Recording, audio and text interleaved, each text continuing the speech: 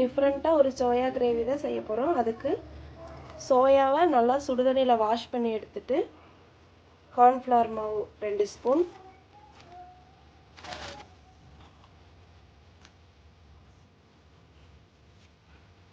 மிளகாய்த்தூள் 10 நிமிஷம் ஊற வச்சுக்கலாம். இதை 10 நிமிஷம் ஊற வச்சுக்கலாம்.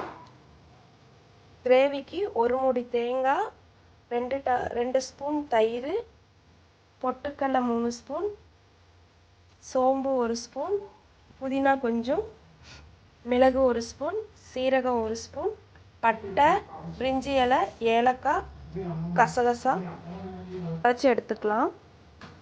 சோயா கிரேவி ரெடி பண்ணுறதுக்கு ஒரு வடைச்சட்டியில் எண்ணெய் ஊற்றிட்டு பட்டை,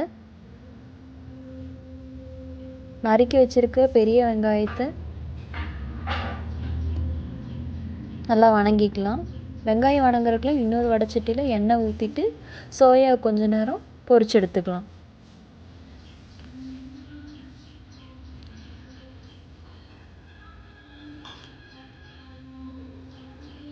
வெங்காயத்து கூட இஞ்சி பூண்டு பேஸ்ட்,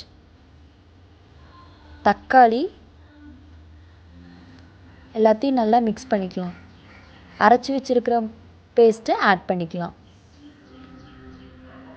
எல்லாத்தையும் நல்லா கலந்து விட்டுக்கலாம். 2 ஸ்பூன் மல்லித்தூள்,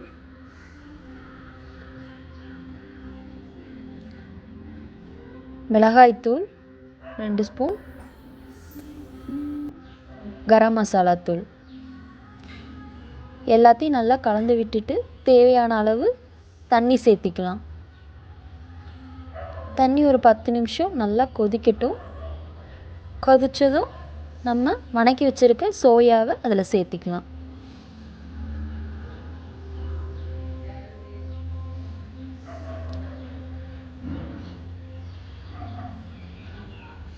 ஒரு 10லேருந்து 15 நிமிஷம் குருமா ரெடி ஆகிடும். நல்லா கொதித்ததும்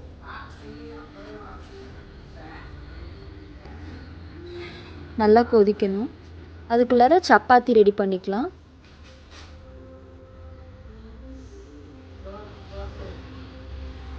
சப்பாத்தி ரெடி ஆயிடுச்சு. இப்போ குருமா ரெடி ஆனதும் மல்லித்தழை போட்டு இறக்கிக்கலாம். இந்த ரெசிபி உங்களுக்கு பிடிச்சிருந்ததுன்னா லைக் பண்ணுங்கள், ஷேர் பண்ணுங்கள், மறக்காமல் சாய் உமையால் சேனலை சப்ஸ்கிரைப் பண்ணுங்கள். தேங்க்யூ, பாய்.